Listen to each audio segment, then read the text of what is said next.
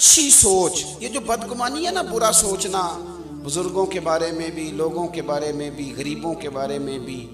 अगर किसी बंदे को 4 पैसे मिल गए तो ये कहना कि यार पता नहीं इसने कौन सा बैंक लूटा है, और अगर नहीं मिले तो कहना ये काहिल ही बड़े हैं, काम ही नहीं करते।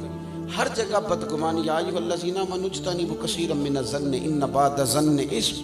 ऐ ईमान वालो, बहुत सारे गुमानों से बचो, बाज गुमान भी गुनाह है। अच्छा सोचें। हुजूर ने फरमाया कि सबसे बड़ा झूठ बदगुमानी है। लोगों के बारे में अपने ख्यालात को परागंदा कर लेना, बुरा कर लेना, बुरा सोचना, बिखर जाना ख्यालात का, ये सबसे बड़ा झूठ है। मुआशरे में जब सोचें अच्छी होती हैं तो मुआशरा सेहतमंद होता है। पाकिस्तान में ना डिप्रेशन के मरीज कोरोना के बाद 65% के करीब गए। किसी को थोड़ी सी टेंशन है, किसी को ज्यादा है। अब इसमें सबसे बड़ा ये जो टेंशन का मर्ज है, इसमें सबसे बड़ा मसला बदगुमानी का है। आप डॉक्टर के पास पहले दिन जाएंगे ना, मुझे टेंशन है, तो पहला सबक ये पढ़ाएगा कि अच्छा सोचा करो और जो रब ने दिया उस पर राजी रहना सीखो। टेंशन खत्म होगी। हुजूर सल्लल्लाहु तआला अलैहि वसल्लम ना अच्छी सोच लोगों के अंदर लाना चाहते, लोगों को लोगों के हक में नरम कर दे। रसूल पाक सल्लल्लाहु अलैहि वसल्लम एक दूसरे के लिए दलाइल देते। हर तबके की हुजूर ने इज्जत बयान की। मजदूर से, मेहनत करने वाले से कहा ये अल्लाह का दोस्त है। जो तिजारत करने वाला था फरमाया जो सच्चा ताजर होगा कयामत के दिन नबियों के साथ उठाया जाएगा। हर शख्स को एहसास दिया, अच्छा गुमान। अगर बिलफर्ज किसी वक्त आपको ऐसा लगता है कि फलां आदमी ये गलती कर रहा है, तो एक तो ये कि अगर वो बुजुर्ग है, कोई आलिम है, कोई अल्लाह वाला है, कोई हमसे बड़ा है, हमारा वालिद है, तो उसकी उस गलती को, उसकी तावील करने की कोशिश करें। अच्छा, अगर कोई अच्छा पहलू निकलता है तो अच्छे।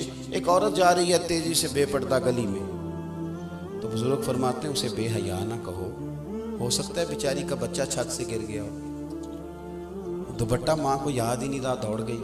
हालांकि याद रहना चाहिए था उस मौके पर, लेकिन कुछ ऐसा करें कि जिससे हमारा ज़हन हर वक्त ना उलझा रहे। मैं बस बात ख़त्म करने लगा हूँ। सबक मैंने अर्ज़ करना तो मैं कर चुका। अगर गुमान हमारे सही रहने लग जाए ना, मैं मुल्क से बाहर था तो एक साहब मुझसे कहने लगे मौलवी बड़े बुरे हैं, पीरों का कोई हाल नहीं, सियासतदान सारे पाकिस्तान के ख़राब हैं, कौम सारी लालची है। मैंने कहा आप दूर बैठे हैं, आपको क्या बताओ। अगर मौलवी पीर कुछ नहीं कर रहे तो मस्जिदों के अंदर रमज़ान में हाफिज़ ज़्यादा होते हैं और मस्जिदें थोड़ी होती हैं, तो इनको कोई पढ़ा रहा है तो इतने बंदे पढ़ रहे हैं ना, कोई आलिम बना रहा है तो बन रहे हैं ना। कोई आपने कभी देखा है कि आज हड़ताल है मौलवियों की, जुमा नहीं होगा? क्या बात करते हैं आप, दूर बैठ के बदगुमानी। और जहाँ तक कौम का ताल्लुक है, जिस बेटी बेचारी ने खुद सिलाई मशीन पे बैठ के अपना जहेज़ बनाया था ना, जब जल्जला आया कश्मीर पे तो उसने भी कहा था अब्बा मैं 3 कपड़ों में चली जाऊंगी, ये जल्जले वालों को दे दे सामान। ये जवान जिनको लोग बड़ा बुरा कहते हैं, एक बाबा जी को खून की एक बोतल की ज़रूरत पड़ जाए तो 14-14 बच्चे गलियों में खड़े होते, इनको बुरा कहते हैं। हम अपनी सोच को ठीक नहीं करते। वो क्या कहते हैं, ऐनक का शीशा नहीं साफ करना, सामने वाले का मुंह ही साफ करते रहना है। आप थोड़ी सी तवज्जो दें।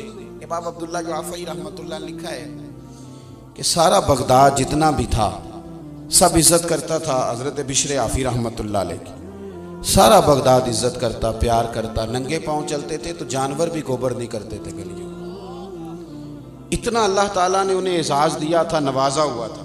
लेकिन बगदाद का एक ताजर था, वो कहता था मुझे नहीं अच्छे लगते उधर भी शराफी। भाई तुम्हें क्यों नहीं अच्छे लगते, जरा वजह सुनना। वो कहता है इसलिए नहीं अच्छे लगते कि वो जुमे वाले दिन ना फर्ज पढ़ के चले जाते, बाकी मस्जिद में नमाज नहीं अदा करते। मस्जिद में कौन सी नमाज पढ़ना जरूरी है, वो पढ़ भी लिए। हमारे यहाँ ना बाकियों पर तो नहीं, पर पाबंदी होती है कि असर की भी पहली 4 सुनते पड़े, उस पर पाबंदी है। तो मैं अक्सर कमेटी वालों से पूछता हूँ कि जो पाबंदी अल्लाह रसूल ने नहीं लगाई वो आप क्यों लगाते हैं? मेहरबानी करें, लोगों को गुंजाइश दें। आप वो जबर क्यों करते हैं जो आपको नहीं करना चाहिए? जी हजरत बिशर आफी रहमतुल्लाह अलैह फर्ज जमात के साथ जुम्मे वाले दिन पढ़ते हैं तो बाकी नमाज पढ़े बगैर चले जाते हैं। लोगों ने उसे समझाया तो वो ताजर कहता है मुझे बड़े अरसे के बाद एक दिन ख्याल आया वैसे पता करूं तो सही, कुछ तो मजबूरियां रही होंगी, यूं ही कोई बेवफा नहीं होता, पता तो करूं मसला क्या है। मालूमात तो करूं।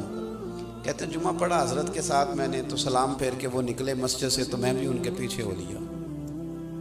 उन्होंने जल्दी से जाके ना तो एक नान भाई की दुकान से नान खरीदे, तो मैंने फिर बदगुमानी की। मैंने कहा ओहो, पीर साहब को भूख ने सताया था, इसलिए सुनन और नवाफिल छोड़ दिए।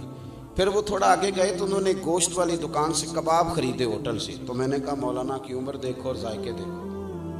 फिर वो जंगल की तरफ बढ़े तो मैंने तीसरी बदगुमानी की। मैंने कहा ये मुरीदों से छुप के सब्जे पे बैठ के खाएगा। कहते हैं थोड़ा सा रास्ता गुजरा तो एक कच्चा मकान आया, बाहर से कुंडी लगी थी।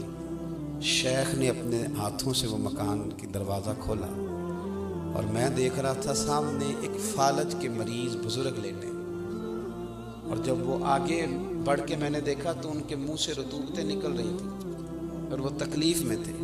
हज़रत बिशर आफी ने पहले सीधा करके लिटाया, फिर अपना इमामा खोल के पानी में डुबो के उनका मुंह धोया और पहला लुकमा तोड़ के उनके मुंह में डाला। तो फरमाने लगे बाबा नाराज़ ना होना, जुमा था, मुझे देर हो गई, अभी तो मैंने सुन्नतें और नफल भी पढ़ने हैं, अभी तो मेरी बकिया नमाज रहती है। वो शख्स कहता है मैं बाहर खड़ा था तो मेरा वजूद कांपने लगा। मैंने कहा मैं क्या कहता था, ये क्या बना, मैं कहाँ खड़ा था, ये क्या रंग निकल आया। हजरत शेख ने जब कहा ना माफ़ कर दो तो बाबा जी रो पड़े। कहने लगे मेरा आगे पीछे कोई नहीं और जो थे वो भी मुझे छोड़ गए। बिशर 14 साल हो गए तो रोज़ मेरी रोटी लेके आता, तो कब तक आएगा यार, मैं कब तक बड़ा रहूँगा, कब तक तू इतना तकल्लुफ़ करेगा। तो हज़रत बिशर हाफी ने उनको रोते देखा तो रोए, आंसू पूंछ के कहने लगे ये जो रब की इतनी रहमतें बरसती हैं ना और इंसानों से लेकर जानवर तक मेरी कदर करते हैं, तो इसके पीछे हिकमत ये है कि मैं आपकी खिदमत करता हूँ तो अल्लाह ने मखलूक के दिल में मेरी मोहब्बत पैदा फरमा दी।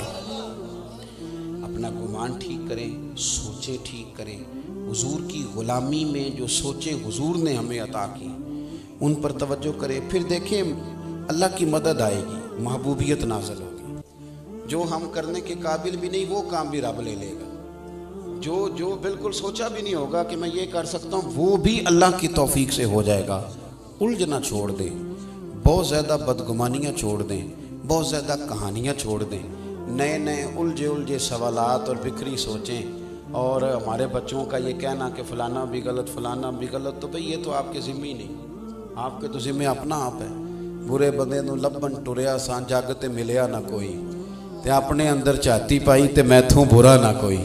तो इसलिए हुजूर सल्लल्लाहु अलैहि वसल्लम की जो इत्तिबा है उसमें हमें जो निखरी ज़िंदगी मिलती है वो हमें ताज़ा दम रखेगी, परेशान नहीं होने देगी, ख्यालों को आवारा नहीं होने देगी। अल्लाह के हुजूर दुआ करता हूँ जो मैं कह सका हूँ अल्लाह कबूल फरमाए।